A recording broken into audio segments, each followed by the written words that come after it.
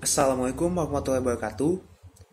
Pada kesempatan ini, saya dan teman-teman saya akan mempresentasikan tentang pembaruan Islam. Munculnya pembaruan Islam. Menurut Harun Nasution, dia membagi periodisasi sejarah kebudayaan Islam menjadi 3 periode, yaitu periode klasik, periode abad pertengahan, dan periode abad modern. Pada periode klasik, tepatnya pada tahun 650 sampai 1250 Masehi, periode ini menggambarkan kondisi kejayaan dunia. Menurut Muhaimin, Islam mencapai kemajuan di abad klasik disebabkan oleh beberapa hal, yaitu pertama, umat Islam melaksanakan ajaran Al-Quran yang memerintahkan supaya manusia banyak menggunakan akal. Kedua, umat Islam melaksanakan ajaran Rasulullah SAW yang mendorong agar kaum muslimin tidak hanya menuntut ilmu agama saja, tapi juga mempelajari ilmu-ilmu lain yang bermanfaat bagi kehidupan. Yang ketiga, umat Islam mengembangkan ilmu agama dengan berihtijat dan mengembangkan sains. Pada masa ini, dunia Islam bukan hanya muncul ilmu hadis, fikih, dan tafsir, akan tetapi juga ahli kedokteran, matematika, optika, kimia, fisika, astronomi, dan sebagainya. Yang keempat, ulama yang berdiri sendiri, yaitu para ulama pada periode ini menolak untuk tawaran untuk mengikuti penguasa-penguasa itu pada zamannya untuk menjadi pegawainya. Yang kedua ada periode abad pertengahan, yaitu pada tahun 1250 sampai 1800 Masehi. Pada periode abad pertengahan ini menggambarkan kondisi kemunduran dunia Islam. Pada periode abad pertengahan, terutamanya abad ke-16 sampai 18, laju keilmuan dan para ulama semakin melemah. Ciri-cirinya adalah yang pertama, ulama kurang berani lagi melakukan ijtihad. Yang kedua, para ulama menganggap bahwa penggunaan akal sebagaimana diajarkan Al-Quran sudah bukan zamannya. Yang ketiga, ulama pada periode ini menerima saja karya-karya yang dihasilkan oleh ulama zaman abad klasik. Yang keempat, banyak ulama yang tidak lagi berdiri sendiri, tetapi bergabung kepada penguasa. Yang kelima, para ulama pada periode ini hanya menurut atau mengikuti pada ulama zaman klasik. Yang keenam, ulama hanya sibuk pada ilmu agama saja, sehingga ilmu umum tidak berkembang dan justru cenderung lenyap. Yang ketujuh, ilmu yang datang dari dunia barat ke dunia Islam tidak dikenali lagi sebagai warisan umat Islam di zaman sebelumnya. Produktivitas keilmuan di zaman abad pertengahan ini pun menurun jauh dibandingkan dengan produktivitas keilmuan di abad klasik. Umat Islam mengalami kemunduran di berbagai bidang juga. Selanjutnya ada periode abad modern, yaitu pada tahun 1800 sampai dengan sekarang. Periode abad modern menggambarkan kondisi kebangkitan dunia Islam. Pada periode abad modern, yaitu pada abad ke-19, mulailah muncul kesadaran umat Islam. Kesadaran tersebut muncul ketika orang-orang Eropa berhasil menguasai dunia Islam. Dalam kondisi keterpurukan seperti itu, membuat para ulama sadar atas derita kemunduran yang dialami umat Islam dibandingkan dengan kemajuannya Eropa. Oleh karena itu, pada abad modern muncul para ulama dengan gagasan-gagasan yang bertujuan memajukan umat Islam sehingga dunia Islam dapat mengejar kemajuan barat. Di antara para ulama modern yang memiliki pengaruh dan gagasan tersebut akan diuraikan oleh teman saya.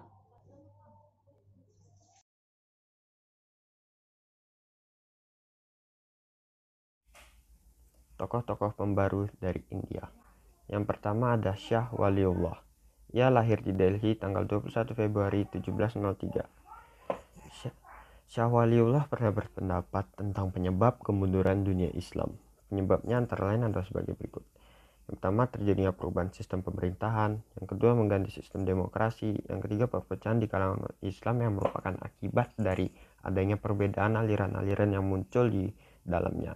Dan yang keempat, mencampurkan ajaran Islam dengan hal lain. Syah Waliullah memiliki banyak karya-karya tulis karena ia memang gemar menulis.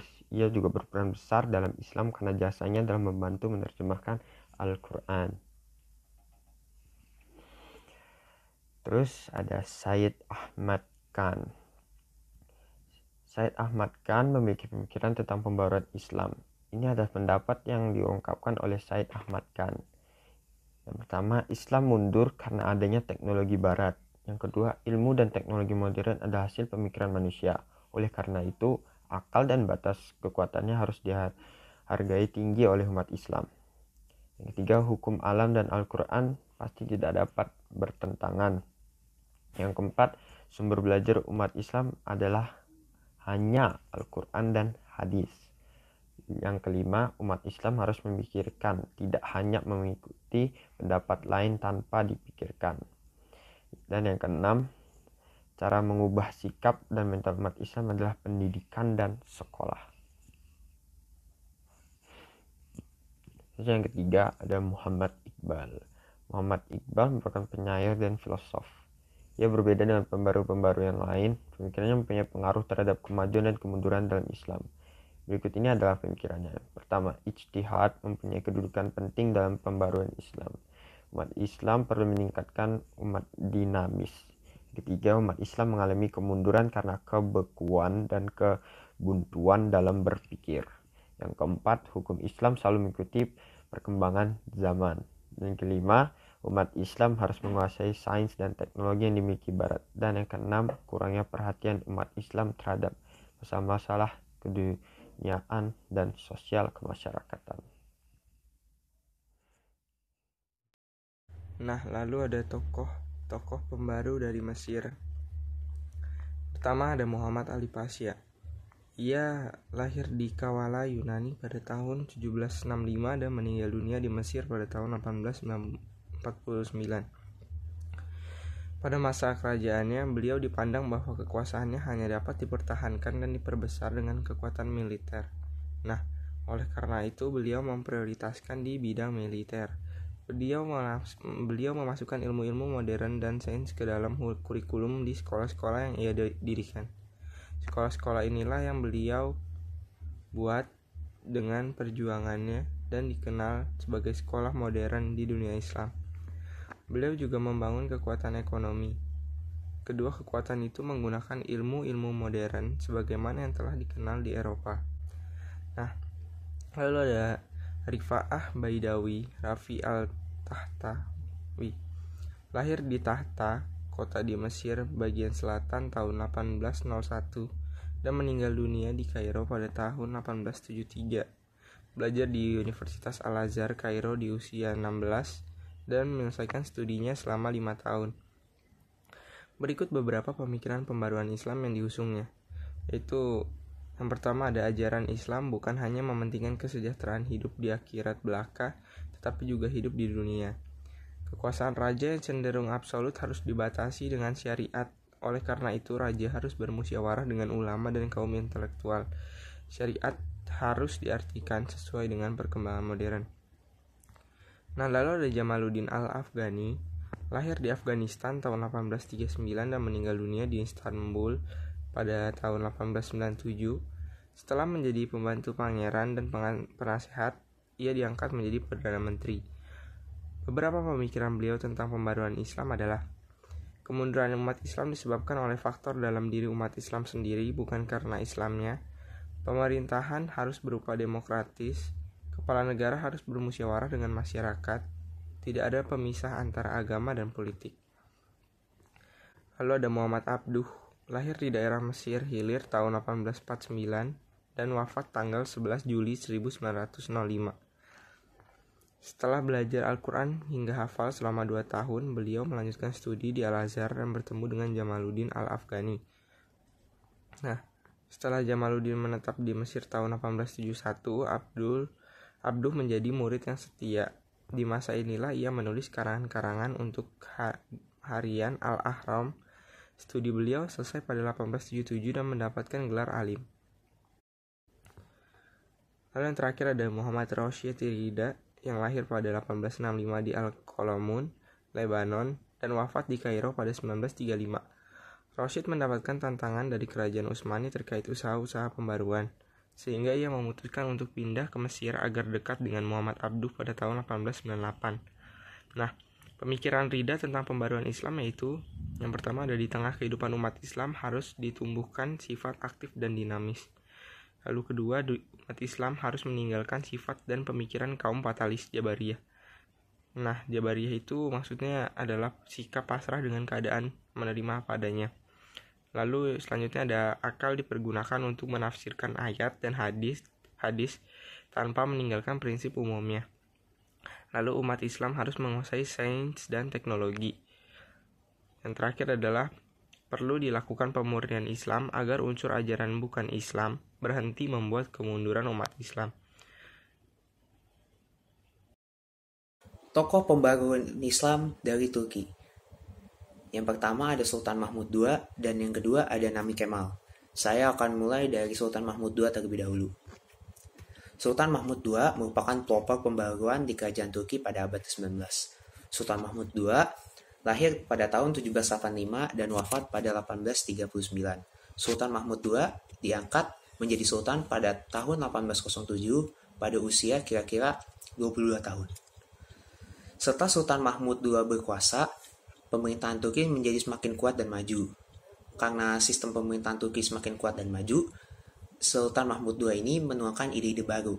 Ide-ide barunya itu yaitu menerapkan sistem demokrasi dalam pemerintahannya, lalu menghapus pengutusan sultan yang dianggap suci oleh rakyatnya. Yang ketiga, memasukkan bidang keilmuan umum ke dalam kurikulum lembaga-lembaga pendidikan madrasah. Yang keempat, mendirikan sekolah Maktebi Ma'arif untuk mempersiapkan tenaga administrasi. Lalu yang terakhir, mendirikan sekolah kedokteran militer dan teknik. Lalu saya lanjut kepada tokoh Nami Kemal. Nami Kemal adalah pemikir terkemuka dari golongan intelijensia kerajaan Turki Utsmani. Nami Kemal berasal dari keluarga berkecukupan, sehingga orang tuanya mampu membiayai pendidikan dan memberikan pendidikan khusus bagi dirinya yang berada di rumahnya. Nami Kemal dinilai mempunyai jiwa Islami yang baik. Ia tidak menerima ide dari Barat secara mentah-mentah, tetapi disaring dahulu berdasarkan syariat-syariat Islam. Lalu Nami Kemal juga menganalisis kemunduran kerajaan Utsmani dan memberikan alternatifnya. Bunyinya yaitu yang pertama, kondisi ekonomi dan politik kerajaan itu tidak beres. Solusinya adalah merubah sistem absolut menjadi konstitusional. Lalu rakyat memilih hak politik yang harus dilindungi negara. Lalu pemerintah demokratis tidak bertentangan dengan ajaran Islam. Lalu Islam mengajarkan al-maslahat al-amnah atau kemaslahatan umum yang menyangkut kepentingan orang banyak. Lalu yang terakhir, kepala negara tidak boleh melanggar syariat. Selanjutnya, ada pengaruh gerakan pembaruan terhadap perkembangan Islam di Indonesia. Gerakan pembaruan ada di Mesir, di Turki, dan di India secara langsung atau tidak langsung berpengaruh pada perkembangan Islam di Indonesia. Pengaruh tersebut diakui dalam bentuk tulisan-tulisan. Contohnya, pada buku yang ditulis oleh mantan Menteri Agama Islam Indonesia, yaitu H.A. Mukti Ali, dari buku yang berjudul Alam Pikiran Islam Modern di Indonesia, dapat diketahui bahwasanya ada 5 faktor yang mendorong gerakan pembaruan Islam di Indonesia. Yang pertama, adanya kenyataan bahwa ajaran Islam yang dicampur dengan kebiasaan-kebiasaan yang bukan Islam. Yang kedua, adanya lembaga-lembaga pendidikan Islam yang kurang efisien. Yang ketiga, adanya kekuatan misi dari luar Islam yang mempengaruhi gerak dakwah Islam. Yang keempat, adanya gejala dari golongan inteligensia yang merendahkan Islam. Dan yang terakhir, adanya kondisi politik, ekonomi, dan sosial Indonesia yang buruk akibat penjajahan. Melihat pada 5 realitas tersebut, maka para ulama pembaruan Islam di Indonesia melakukan 5 gerakan pembaruan. Yang pertama, membersihkan Islam di Indonesia dari kebiasaan dan pengaruh yang bukan Islam. Yang kedua, mereformulasi doktrin Islam dengan pandangan alam pikiran modern. Yang ketiga, mereformasi penafsiran-penafsiran terhadap ajaran dan kondisi pendidikan Islam. Yang keempat, mempertahankan Islam dari desakan-desakan dan pengaruh kekuatan dari luar Islam. Dan yang terakhir, melepaskan Indonesia dari belenggu penjajahan. Pengaruh tersebut berlangsung melalui proses pendidikan dan bahan bacaan seperti surat kabar atau majalah. Pada akhir abad ke-19, ada banyak sekali kaum muda Indonesia yang belajar di Mekah ataupun Mesir. Nah, dari sana mereka bersentuhan dengan ide-ide pembaruan. Di sana mereka membaca berbagai majalah yang berisi tentang misi pembaruan. Kemudian, misi pembaruan melalui majalah tersebut ditiru oleh para ulama-ulama di Indonesia. Ada beberapa ulama yang sepaham dengan misi pembaruan tersebut, seperti Syekh Muhammad Tahir Jalaluddin, Haji Abdullah Ahmad, Haji Abdul Malik Karim Amrullah, Ki Haji Ahmad Dahlan, dan Ki Haji Hashim Asy'ari.